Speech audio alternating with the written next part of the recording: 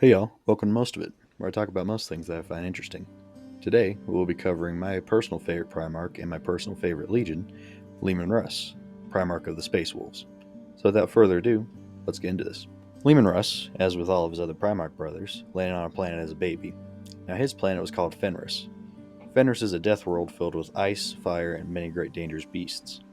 Russ was found by a Fenrisian she-wolf who raised the young boy with her other cubs. Soon, the wolves and the young Primarch attacked a nearby village, which obviously the villagers weren't a big fan of, and fought off the wolves. The young Primarch, however, fought so viciously that all of the wolves were able to escape alive. Thengir, the king of the people of Russ, sent a raiding party to hunt down the wolves, which they accomplished, killing many wolves, including Leman's she-wolf mother and one of his brothers. Leman was shot many times and was brought bound and gagged before King Thengir, who, upon seeing the Primarch, was intrigued and decided to spare the young man's life, and soon took him in.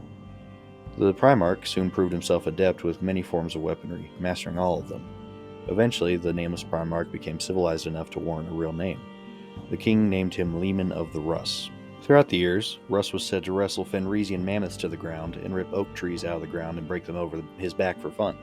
He also proved himself a very capable warlord, being able to turn back whole armies by himself without a scratch. When King Thengir passed, it was clear to all who should succeed him. Therefore, King Russ received the throne. Leman continued his great works, with all on Fenris recognizing him to be the best leader they had ever had. It was not long before Russ's tales made it to the ears of the Emperor, who realized this to be one of his lost sons and traveled to Fenris. He entered Leman's court disguised in runes of confusion, causing the planet's natives to shrink from his presence. Russ, however, refused to recognize this man as the master of mankind, instead challenging him to a series of tasks. The first of which was an eating competition, which the Emperor lost. The second, a drinking one, which the Emperor also lost.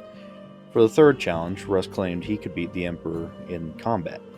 He was wrong. After many hours of intense battle, the Emperor felled his son, who, recognizing that the only man who could possibly beat him in combat would be his own father, admitted defeat and swore loyalty to the Emperor, returning to Terra with him. The first of his brothers Leman met was Horus, who at that time was the only other Primarch discovered. Russ recognized Horus's jealousy and disdain for his savage ways, but paid it no mind, instead expressing a desire for friendship and brawled often with his brother. Soon, Russ met his legion, the Space Wolves, and was armed with a thrice-blessed suit of power armor and a new sword, which was said to be able to cleave the ice mountains of Fenris in half. He and his son soon joined the Great Crusade, gaining a reputation of a cunning and fierce yet sometimes unstable leader. After a particularly hard-fought battle against the Orcs, known as the Wheel of Fire campaign, Leman was rewarded the Fang, a fortress monastery constructed on Fenris, and the Spear of Russ, a spear forged by and containing a fraction of the Emperor's power. Russ rarely saw his father throughout the Great Crusade, instead seeking the counsel of Malcador the Sigillite, building a great bond of friendship between them. During a joint campaign with the Dark Angels Legion on the world of Dulan, the leader of the planet insulted Russ's honor, angering the Primarch, who sought to kill this man.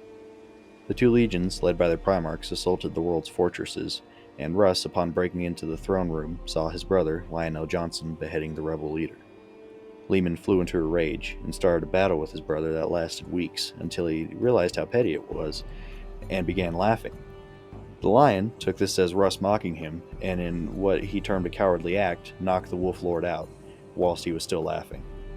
This formed a bitter feud between the two legions, with their respected champions often engaging in non-lethal duels. Soon after, Russ and his Genesons were dispatched to bring his brother Angron, Primarch of the World Eaters, to Terra to answer for cruel surgeries he had performed upon his sons. What resulted was a bloody fight between the two legions, with the two Primarchs engaging in single combat, which resulted in Russ allowing himself to be pushed back into a kill box his sons had formed. Russ tried to make his enraged brother see that he had fallen into a lethal trap and requested he stand down. Angron refused and claimed he had bested his brother in combat.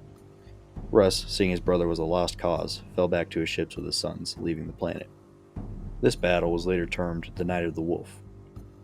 Russ again clashed with another of his brothers, and this guy can't catch a break, this time Magnus the Red, Primarch of the Thousand Suns Legion, ending with the Wolf Lord swearing a blood vow against his brother. Yeesh. Leman and his legion were termed the Emperor's Executioners, earning the respect of Rabute Gilliman, Primarch of the Ultramarines, who privately referred to Russ along with their brothers Rogaldorn, Sanguinius, and Ferrus Manus as the Dauntless Few, claiming that if he had these four of his brothers by his side, he could win any war. It is also believed that Russ and his legion had something to do with the fate of the two lost Primarchs and their legions. Around the beginning of the Horus Heresy, the Emperor sent Russ and his legion to deal with Magnus, who had used sorcery to attempt to warn his father of the War Master's treachery, ruining the Emperor's secret project in the process and violating the Edict of Nicaea.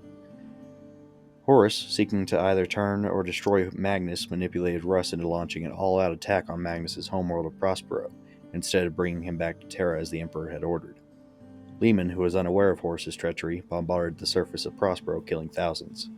Upon meeting Magnus, Russ blinded his brother and broke his back over his knee. However, before he could end his brother, Magnus used his sorcery to escape. Soon after, the Space Wolves were attacked and surrounded by the Alpha Legion. Throughout the battle, Russ resigned himself to defeat, with him admitting to his son Bjorn the Fell-Handed that blindly following the Emperor's orders as his executioner was a mistake, swearing to follow his own path from now on. Eventually, the Wolves were saved by the Dark Angels Legion, who took them back to Terra with them. There, Russ helped Malcador organize plans for the Sigillites' Knights Errant to assassinate Horus. Back on Terra, Malcador began to see changes within his old friend. He openly challenged the Emperor's wisdom and expressed regret for being manipulated into destroying Prospero. Believing that his destiny was to kill Horus, he led his wolves out from Terra, despite protestations from Rogodorn and Sanguinius, who believed he would be more useful during the coming siege. Upon ambushing the War Master's ship and coming face to face with him, Russ was disgusted at what his brother had become, and unsurprisingly rejected his offer of joining him to overthrow the Emperor. A great duel erupted, with Leman allowing himself to be injured by Horus to give himself an opening to attack with the Spear of Russ. However, Leman hesitated for a moment, allowing Horus to deflect some of the strike, turning what would have been a lethal attack into a grievous wound. The spear's power also removed the corruption Horus had suffered, and Russ was now no longer looking at a servant of the Dark Gods, but rather his brother Horus.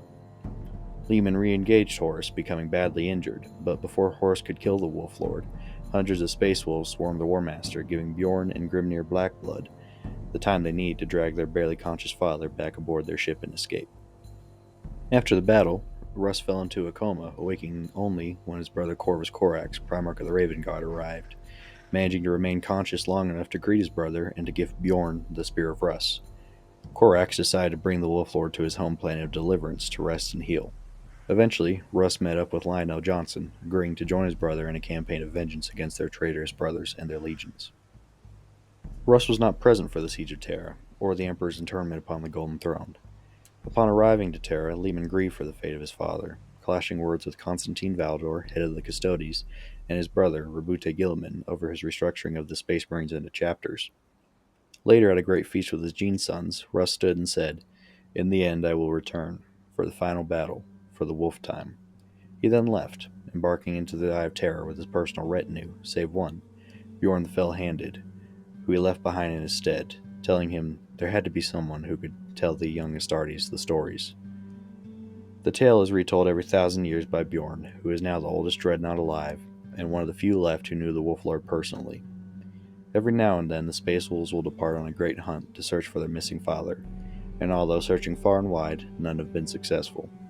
Many of Russ's sons believed he departed on a search for the fabled Tree of Life to heal the Emperor. It is also believed that Leman's arch-nemesis Magnus the Red knows the Wolf Lord's location, but keeps it a secret to this day. So that's what the story stands for now. Leman is still missing, and his sons continue to look for him. Russ is my favorite Loyalist Primarch, because I find his struggle very relatable.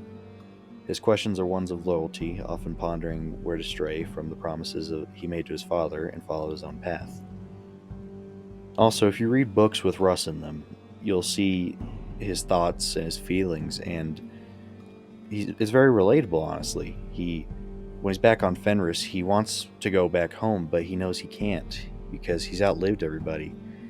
And he just wants to go home and see his friends, but they're all gone. And I think everybody can relate to that, honestly. Just wanting to go home again. I also see him as a great parallel to the Lion. He being a beast in the guise of a lord, Russ is a lord in the guise of a beast. Leman's nature is much nobler than one would expect upon knowing his backstory. His ferocity is a tool that he knows how to use and put away when it is unnecessary. His role as the Emperor's executioner also speaks to his and his legion's strength. I hope that Russ returns soon, and that when he does, he is more of an Odin figure. He could be much older and wiser, perhaps even missing an eye. An All-Father Russ would be a pretty awesome model on the tabletop, in my opinion. If you want to learn more about Leman Russ and his Legion, I'd recommend reading the books Wolfsbane, Prospero Burns, Leman Russ, the Great Wolf, and The Parting of the Ways. That's all I got for today, guys. Thanks for watching. Like and subscribe if you enjoyed the video, and comment down below what you'd like to see me cover next, whether Warhammer related or otherwise. With that said, I'll see y'all later.